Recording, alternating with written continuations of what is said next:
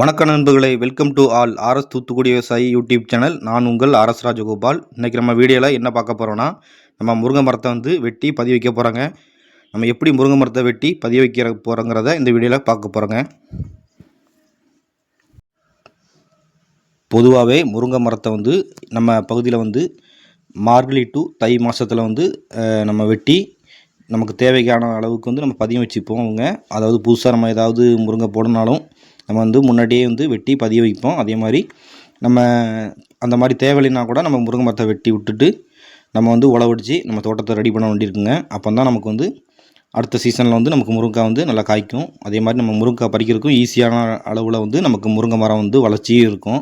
இல்லைன்னா பெரிய அளவு மரமாக இருக்கும். நமக்கு முருங்கைக்காய் பறிக்கிறதுக்கும் கஷ்டமாக இருக்கும்.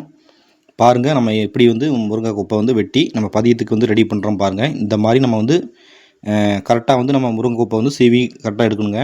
அப்போ தான் நமக்கு முருங்கைப்பூ சரியாக தழுத்து வரும். இல்லைன்னா நமக்கு சரியாக முருங்கைப்பூ தழுத்து வராது, நிறைய பால்ட்டு போகும். அதே மாதிரி முருங்கைப்பூப்பை வெட்டும்போது நம்ம ஒரு அடி டு ஒரு அரை அடி அளவில் நம்ம பழைய குப்பை நம்ம வெட்டணுங்க. அப்போ அப்படி வெட்டும்போது அந்த இதுலேருந்து நமக்கு சீக்கிரமாகவே தழுவு வருங்க. நம்ம மொட்டையாக வெட்டினா நமக்கு சரியாக தழுவு வராது, வரும். ஆனால் அதிகமான பிரான்ச்சஸ் வராது. அதனால் நம்ம இந்த மாதிரி ஒரு அரை அடியிலேருந்து ஒரு அடி அளவுக்கு நம்ம வெட்டும்போது நமக்கு ஒரு மரத்தில் ஒரு 10 கிளை இருக்குன்னா அந்த 10 கிளையிலேருந்து நமக்கு நிறையா புதிய தலைகள் வரும். அதனால் நீங்களும் முருங்கை மரத்தை வெட்டினீங்கன்னா இந்த மாதிரி வெட்டி பாருங்கள். நமக்கு நல்லா ஈஸியாகவும் சீக்கிரமாகவே தழுக்கும். அதே மாதிரி நிறையா பிரான்ச்சஸும் நமக்கு கிடைக்கும். பாருங்கள், நம்ம எப்படி வெட்டி நம்ம பதியத்துக்கு ரெடி பண்ணுறோங்க. பாருங்கள், நம்ம பொதுவாகவே இந்த மாதிரி தான் நம்ம வெட்டி பதியத்துக்கு ரெடி பண்ணுவோங்க. இது கொஞ்சம் கவனமாக தான் நம்ம வெட்டி ரெடி பண்ணோம். நம்ம அவசரத்தில் நம்ம சும்மா வெட்டினோம்னா வெட்டி பதிய வச்சோன்னா சரியாக தழுக்காது.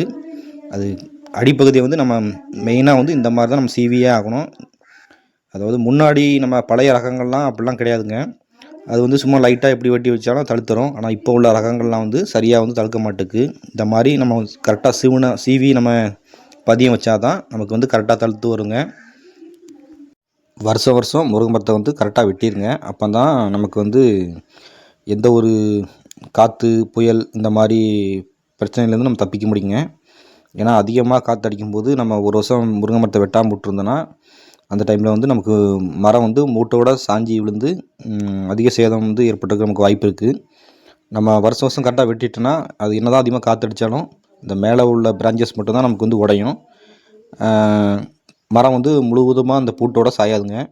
அதனால் முடிஞ்ச அளவுக்கு தோட்டத்தில் உள்ள முருங்கை மரத்தை வருஷம் வெட்டிடுங்க.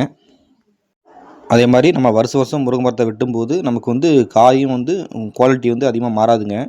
அதே சமயம் நம்ம வெட்டாத மரத்தை நம்ம விடும்போது அது நமக்கு என்ன தான் செழிப்பாக வந்தாலும் நமக்கு காய் ஒரு சில சீசனில் தான் நமக்கு குவாலிட்டியாக அந்த மாதிரி இருக்கும்.